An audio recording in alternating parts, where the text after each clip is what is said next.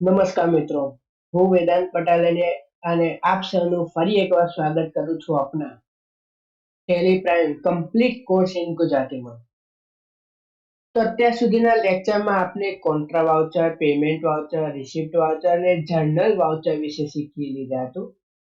આજના લેક્ચરમાં આપણે પરચેઝ વાઉચર વિશે સંપૂર્ણ વિગતે શીખીશું કે પરચેઝ વાઉચર શું છે, તેનો ઉપયોગ ક્યારે થાય છે, તેની શોર્ટકટ કી કઈ છે, સિંગલ એન્ટ્રી મોડમાં આપણે એની એન્ટ્રી કઈ રીતે કરવાની છે, કેશ પરચેઝ અને ક્રેડિટ પરચેઝ બંનેની પ્રેક્ટિકલ એન્ટ્રી કઈ રીતે કરવી, આ બધું જ આજે આપણે સ્ટેપ બાય સ્ટેપ શીખીશું. તો વિડીયોના અંત સુધી બનાવી રહેજો. તો ચાલો મિત્રો, સમય બગાડ્યા વગર શરૂ કરીએ. તો મિત્રો, તમે જેમ જોઈ શકો છો, આપણું ટેલી પ્રાઇમ ઓપન થઈ ગયું છે. તો સૌપ્રથમ પરચેઝ વાઉચર શું છે? તો સૌપ્રથમ એ સમજીએ કે પરચેઝ વાઉચર શું કહેવાય. તો જ્યારે પણ બિઝનેસમાં કોઈ પણ વસ્તુ આપણે ખરીદીએ છીએ ત્યારે પરચેઝ વાઉચરનો ઉપયોગ થાય છે. આ પરચેઝ વાઉચરમાં હંમેશા યાદ રાખજો, બે પ્રકારના પરચેઝ હોય છે.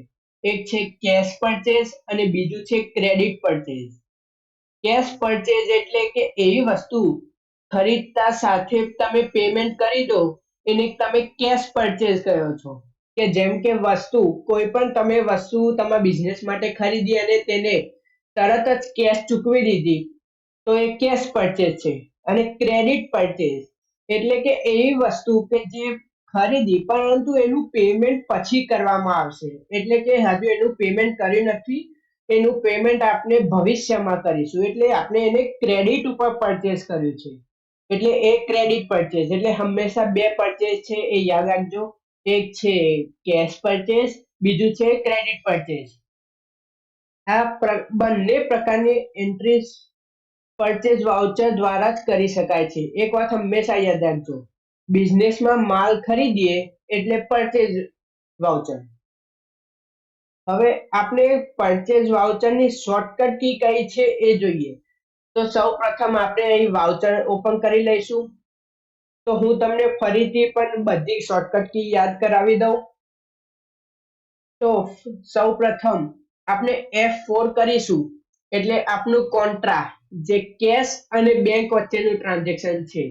F5 કરીશું એટલે પેમેન્ટ, આપણે પેમેન્ટ કરવા માટેનું વાઉચર. F6 છે એ આપણું રિસિપ્ટ વાઉચર છે. F7 જે છે એ આપણું જર્નલ વાઉચર છે. પછી આજે આપણે જોવાનું છે F9. અહીં આપણું ઓપન થઈ ગયું છે F9, જે છે પરચેઝ વાઉચર.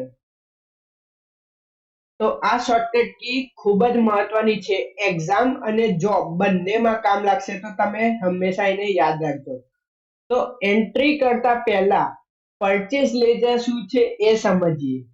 તો પરચેઝમાં એન્ટ્રી કરવા માટે પરચેઝ લેજર હોવું જરૂરી છે. જો લેજર પહેલેથી ન હોય તો આપણે એનું લેજર ક્રિએટ કરવું પડશે. તો અહીં આપણે બહાર નીકળી સૌપ્રથમ અહીં ક્રિએટમાં જતા રહીશું. ક્રિએટમાં ગયા પછી આપણે અહીં લેજરમાં જતા રહીશું, એટલે લેજર ક્રિએશન ઓપન થઈ જશે. અહીં આપણે લેજર કરીશું, લેજરનું નામ આપીશું પરચેઝ.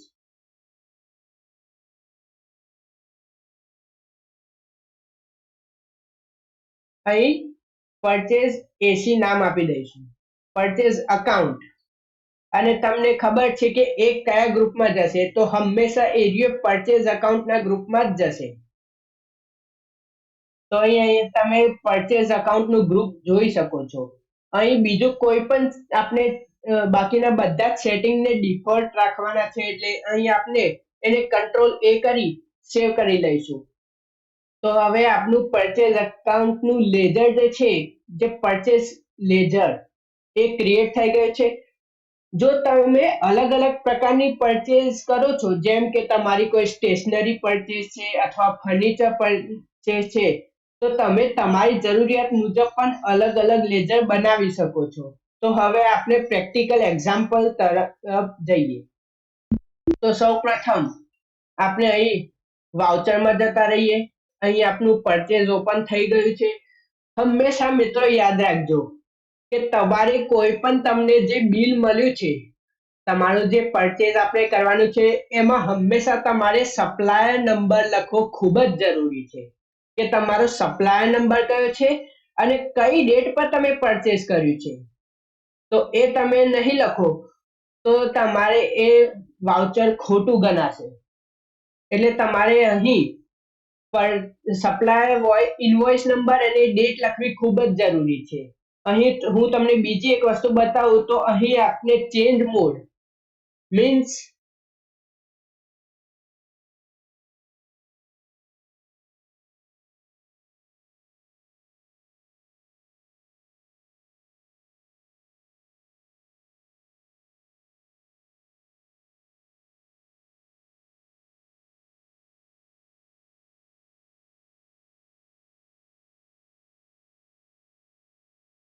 અહીંયા આપણને ચેન્જ મોડમાં 3 આઈટમ આપેલી છે કે જેમ કે ફર્સ્ટ છે આઈટમ ઇનવોઇસ કે આપણે કોઈ માલ ખરીદ્યો છે તો એ આઈટમ જેમ કે કોઈ કમ્પ્યુટર અથવા કોઈ ટેબલ કોઈ ચેર અહીં અકાઉન્ટિંગ ઇનવોઇસ છે અને એઝ વાઉચર છે.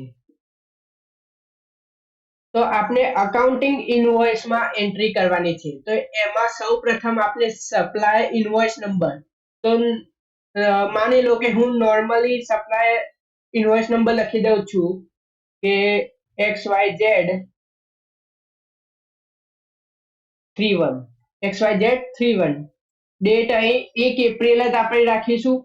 હવે અહીં પાર્ટીમાં આપણે હું તમને એક્ઝામ્પલ આપું તો આપણું પ્રથમ પ્રેક્ટિકલ એક્ઝામ્પલ એ છે કે માનો કે આપણે 25,000 રૂપિયાનો માલ કેશમાં ખરીદ્યો છે. શેમાં હું તમને ફરીથી સમજાવું કે આપણે 25,000 રૂપિયાનો માલ કેશમાં ખરીદ્યો છે એટલે સૌ પ્રથમ આપણે સિંગલ એન્ટ્રી મોડમાં જ કરીએ તો આપણે આ અકાઉન્ટમાં કેશ પસંદ કરી લેવાનું છે. અહીં આપણને તમે રિસિપ્ટની ડિટેલ પૂછશે કે રિસિપ્ટ નોટ નંબર કઈ છે, રિસિપ્ટનો ડોક નંબર કયો છે, શેને ડિસ્પેચ થયું છે, ડેસ્ટિનેશન તમારી કઈ છે, તમારો જે એજન્ટ જે છે કરિયર માટેનો એ કોણ છે, પછી તમારું બિલ ઓફ લેન્ડિંગ કયું છે, મોટર વ્હીકલ નંબર કયો છે અને કઈ તારીખે તમને આ માલ મળ્યો છે. તો આના વિશે આપણે સંપૂર્ણપણે આગળ શીખીશું. તો અત્યારે એને આપણે કંઈ કરવાની જરૂર નથી એટલે આપણે એને ઓકે ઓકે કરી લઈશું. અહીં આપણે પાર્ટી ડિટેલ્સ પણ પૂછશે તમને કે સપ્લાયર્સ મીન્સ બિલ ફ્રોમ કે કોના તરફથી બિલ આવ્યું છે તો પછી મેઇલિંગ નેમ એનું એડ્રેસ એનો સ્ટેટ એની કન્ટ્રી એનો જીએસટી રજિસ્ટ્રેશન નંબર એનો જીએસટી આઈએન નંબર જો હોય તો અને અહીં પ્લેસ ઓફ સપ્લાય તો આપણે હાલ એને પણ કોઈ ચેન્જીસ કરવાનો નથી. હવે પર્ટિક્યુલરમાં આપણે પસંદ કરી લઈશું પરચેઝ. અહીં આપણે જે પરચેઝ અકાઉન્ટ નું લેજર જે આપણે પરચેઝ લેજર ક્રિએટ કર્યું હતું એને સિલેક્ટ કરી લઈશું અને એમાં લખી દઈશું 25,000. હું તમને એક બીજી એક વસ્તુ સમજાવું મિત્રો કે અહીં તમે રેટ અને પર જોઈ શકો છો. તો રેટ અને પર એ હાલ આપણે કોઈ યુઝ કરવાનું નથી. એમાં હું તમને સમજાવું જ્યારે પણ આપણે કોઈ આઈટમ પરચેસ કરીશું જેમ આઇટમ્સ મીન્સ કે કોઈ કમ્પ્યુટર છે, કોઈ ટેબલ છે, કોઈ ચેર છે અથવા એવી કોઈ વસ્તુ છે અથવા આપણે એને પરચેસ કરીએ છીએ અથવા તો એને સેલ કરીએ છીએ ત્યારે આપણે એનો ઉપયોગ કરવાનો છે. હાલ એનો કોઈ ઉપયોગ કરવાનો નથી એટલે હાલ તમે એને ધ્યાનમાં લેતા નહીં. તો આપણે પરચેઝ એકાઉન્ટ અહીં લઈ લીધું છે એની અમાઉન્ટ પણ 25,000 એડ કરી દીધી છે. હવે આપણે અહીં નરેશન તમારે લખવું ખૂબ જ જરૂરી છે. હંમેશા મિત્ર યાદ રાખજો કે કોઈ પણ વાઉચરમાં એન્ટ્રી કરવા માટે એનું નરેશન લખવું ખૂબ જ જરૂરી છે. તો અહીં આપણે નરેશન લખી દઈશું કે ગુડ્સ પરચેસ ફોર કેશ.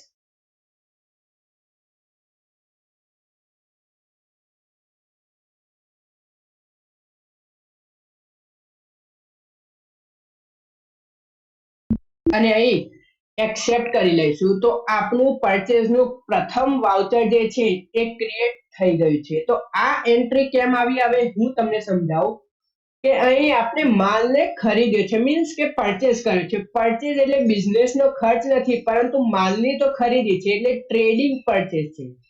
અને કેશ બિઝનેસમાંથી બહાર જાય છે.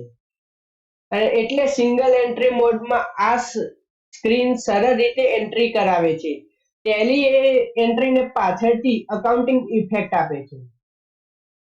હવે બીજી એક એક્ઝામ્પલ સાથે સમજીએ કે માનો કે આપણે 40,000 નો માલ શ્રી ટ્રેડર પાસેથી ઉધાર પર ખરીદ્યો છે.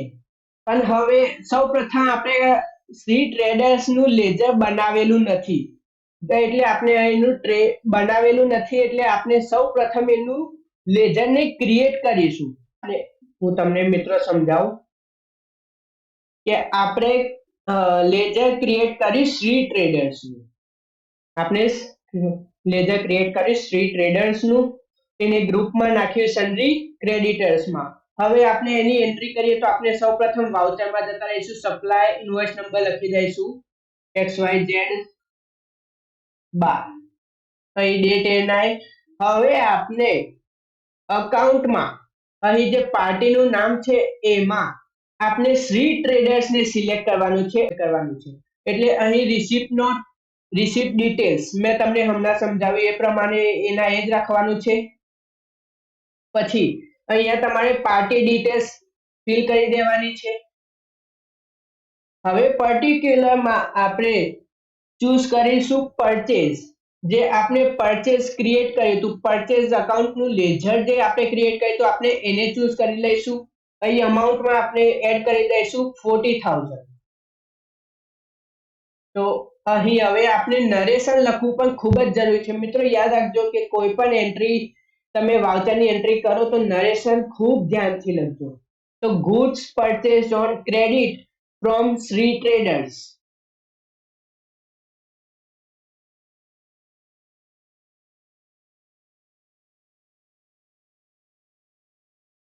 Goods purchased on credit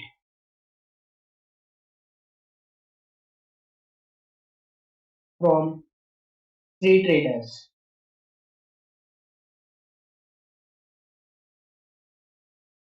હવે આપનું નરેશન લખાઈ ગયું છે એટલે આપણે એને કંટ્રોલ A કરી સેવ કરી લઈશું. તો મિત્રો આપણી બીજી એન્ટ્રી, આપની વાઉચરની બીજી એન્ટ્રી પણ અહીં સેવ થઈ ગઈ છે. હવે એક વસ્તુ એ સમજો કે કેશ પરચેઝ અને ક્રેડિટ પરચેઝ વચ્ચેનો ફરક શું છે. તો હવે બંને વચ્ચેનો ફરક સમજીએ. તો કેશ પરચેઝમાં આપણે પેમેન્ટ તરત જ કરીએ છીએ. જેમ કે આપણે કોઈ વસ્તુ ખરીદી, આપણે કોઈ પણ વસ્તુનું પરચેઝ કર્યું ત્યારે આપણે એનું પેમેન્ટ તરત જ કરી દઈએ છીએ. એટલે કે અકાઉન્ટમાં કેશ આવશે. એટલે ક્રેડિટ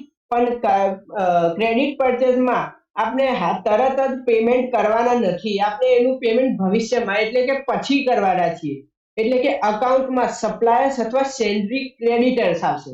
તો આ ફરક યાદ રાખવો ખૂબ જ જરૂરી છે. હું તમને ફરીથી સમજાવું કે કેશ પરચેઝ જ્યારે પણ આપણે કરીએ તો આપણે એનું પેમેન્ટ તરત જ કરી લઈએ છીએ. આપણે જ્યારે પણ એનું પેમેન્ટ તરત કરીએ એટલે આપનું અહીં જે પાર્ટી એકાઉન્ટ નેમ છે અથવા તો તમે એને એકલું અકાઉન્ટ કહી શકો, તો એમાં આપણે કેશ એકાઉન્ટ સિલેક્ટ કરવાનું છે. પરંતુ જ્યારે પણ આપણે ક્રેડિટ પરચેસ કરીએ છીએ એટલે આપણે પેમેન્ટ પછી કરવાના, ભવિષ્યમાં કરવાના છીએ. એટલે અહીં અકાઉન્ટમાં આપનું સપ્લાયર અથવા આપણા જે સન્ડ્રી ક્રેડિટર છે એનું નામ યાદ આવશે. તો ઘણા નવા વિદ્યાર્થીઓ અહીં ભૂલો એવી કરે છે કે પરચેઝ લેજર જ બનાવતા નથી, અને જો બનાવે છે તો સપ્લાયર્સને ખોટા ગ્રુપમાં મૂકી દે છે. કેશ પરચેઝ અને ક્રેડિટ પરચેઝમાં ગડબડ કરે છે. વાઉચરની ડેટ બદલતા નથી અને મેઇન વસ્તુ એ છે કે જે અહીં નરેશન છે એ લખતા નથી.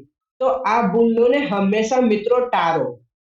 તો આજે આપણે શું શીખ્યા એનું એક ક્વિક રિવિઝન કરી લઈએ. તો આજે આપણે પરચેઝ વાઉચર શું છે, પરચેઝ વાઉચરની શોર્ટકટ કી કઈ છે જે મેં તમને હમણાં કહી F9, અને જો તમારે યાદ રાખ્યું હોય તો અહીં સાઈડમાં તમે બધી જ કી જોઈ શકો છો કે F4, F5, F6, F7 અને પરચેઝ માટે F9. તો આજે આપણે પરચેઝ વાઉચર શું છે, પરચેઝ વાઉચરની શોર્ટકટ કી કઈ છે, પરચેઝ લેજર કેવી રીતે ક્રિએટ કરવું છે, કેશ પરચેઝની એન્ટ્રી, પછી ક્રેડિટ પરચેઝની એન્ટ્રી, કેશ પરચેઝ અને ક્રેડિટ પરચેઝ વચ્ચેનો ફરક અને કોમન મિસ્ટેક વિશે શીખ્યા. તો આજનું તમારું હોમવર્ક એ છે કે ટેલીમાં નીચે હું તમને કહું એ પ્રમાણેની પ્રેક્ટિસ કરજો કે કેશ પરચેઝ કરો 25,000, credit purchase from Shri traders 40,000 અને પરચેઝ લેજર બનાવી પ્રેક્ટિસ કરો. હોમવર્ક પૂર્ણ થયા પછી કોમેન્ટમાં ડન જરૂર લખજો. અને જો તમને કોઈ ક્વેશ્ચન હોય તો કોમેન્ટમાં જરૂર પૂછજો. તો મિત્રો આજે આપણે પરચેઝ વાઉચર વિશે સંપૂર્ણ પ્રેક્ટિકલ સાથે શીખ્યા. આ વાઉચર દરેક બિઝનેસમાં રોજ ઉપયોગ થાય લેવાય છે, તો તેની સારી રીતે પ્રેક્ટિસ કરવી ખૂબ જ જરૂરી છે. જો આજનો વિડીયો ગમ્યો હોય તો લાઈક કરો, તમારા મિત્રો સાથે શેર કરો અને ચેનલને સબસ્ક્રાઇબ કરો. આપણે આગામી નેક્સ્ટ લેક્ચરમાં સેલ્સ વાઉચર વિશે સંપૂર્ણ પ્રેક્ટિકલ સાથે શીખીશું. ત્યાં સુધી પ્રેક્ટિસ કરતા રહો. હું વેદાંત પટેલ મળીશ તમને નેક્સ્ટ લેક્ચરમાં. ધન્યવાદ.